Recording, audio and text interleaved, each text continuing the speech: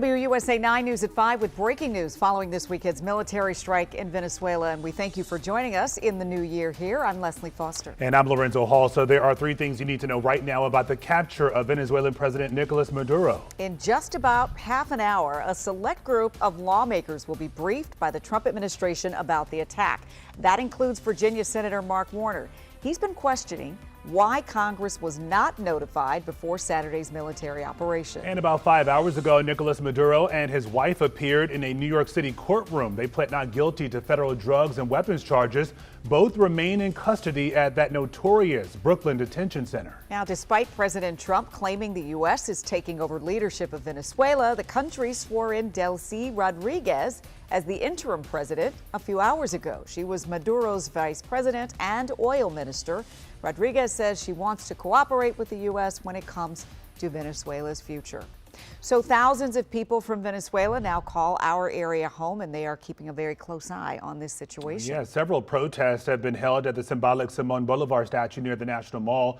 That's where our Rafael Sanchez Cruz joins us tonight. And Rafa, I understand you spoke to a political activist who fled Venezuela because of his opposition to Maduro's regime. What is he making of all this?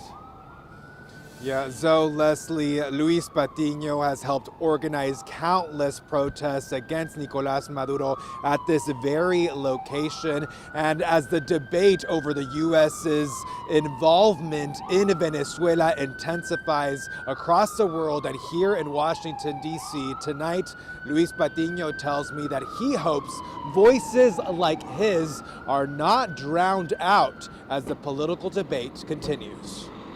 What do these images of Nicolás Maduro in handcuffs mean for exiled Venezuelans? It's a huge moment for Venezuelans. Like Luis Patiño. Definitely a mix of joy and concern, right?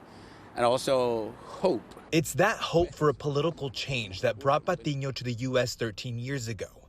He's part of the Venezuelan opposition party, Voluntad Popular. Every time we went out in a peaceful manner to protest and asking for rights, we were killed on the streets. So it's time. Time for a possible democratic transition, Patiño says. But over the weekend, protesters took to the streets against the U.S. intervention in Venezuela. We want to see a return of the President Maduro to Venezuelan soil. Maduro is not the president of Venezuela. He has been constantly stealing elections and declaring himself the president. And that's the main concern. The people, Americans in general, are looking at it like, oh, a president is being removed by another president. That's not the case. Maduro has insisted he won the 2024 elections. Some international human rights groups have said the elections were stolen. We have a little bit of light at the end of that tunnel, and we are now in a position where we can have a step towards a transition back to democracy.